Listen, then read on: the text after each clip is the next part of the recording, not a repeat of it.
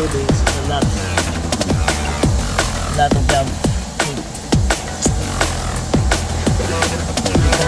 can change the wishbone without removing the shot.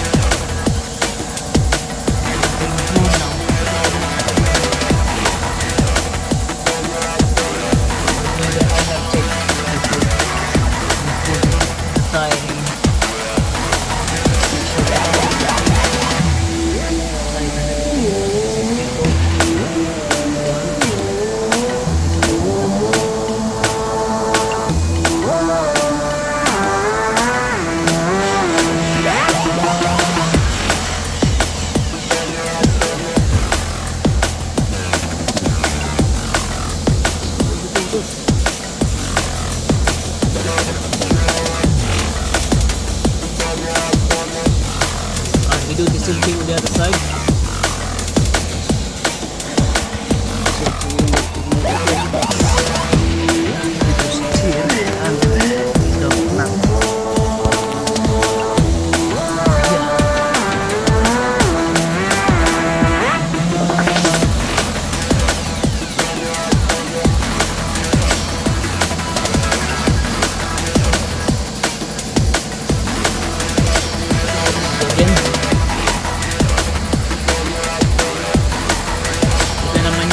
Way possible, you're gonna remove this head lamp leveler.